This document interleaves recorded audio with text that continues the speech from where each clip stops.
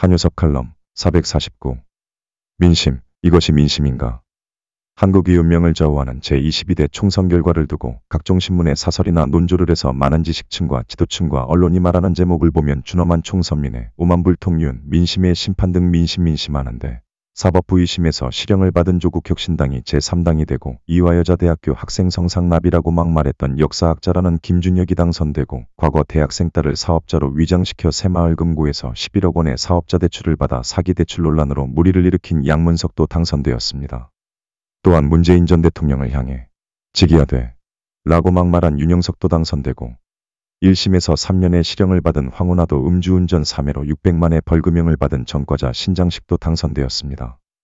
남편의 변호사 개업 후 1년 만에 재산 40억 원을 불려 논란이 된 박은정도 당선되고 아들을 포함한 세 자녀가 모두 한국 국적을 버리고 미국 국적을 취득한 김준영도 당선되었으며 올드보이라는 박지원도 당선되고 대통령 후보 당시 노인 폄하 발언으로 문제가 된 올드보이 정동영도 당선되었습니다.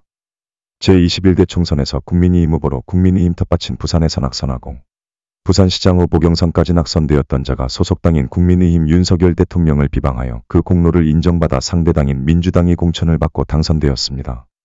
아버지의 부동산 문제로 국회의원직을 그만두고 책임 정치를 실천한 보기 드문 국회의원 윤희숙은 낙선되고 수석 졸업생으로 모범생이며 당과 나라를 위해 희생했던 원희룡이 낙선되고 경북에는 모두 국민의힘 소속 후보가 당선되고 호남에는 모두 더불어민주당 소속 후보가 당선되는 이런 편파적인 선거 결과가 민심이고 민주주의라 할 수 있겠습니까? 이것은 민심도 아니고 민주주의도 아니고 위대한 한국의 민심도 자랑스러운 한국인의 민심도 아닙니다. 이것이 투표자의 민심이고 수준일 뿐입니다.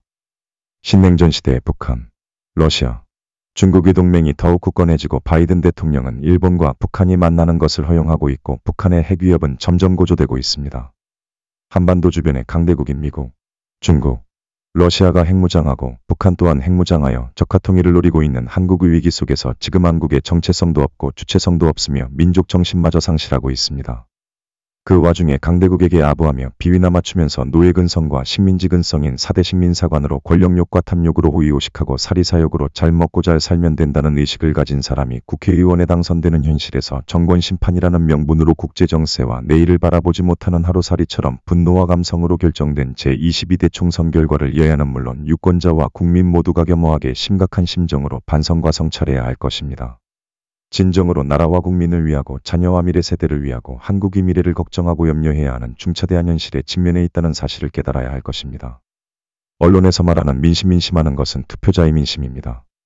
한국인이 진정한 민심은 여당과 야당 그리고 당선자와 낙선자가 서로 위로하고 격려하고 축하하면서 대화와 타협으로 이루어져야 합니다.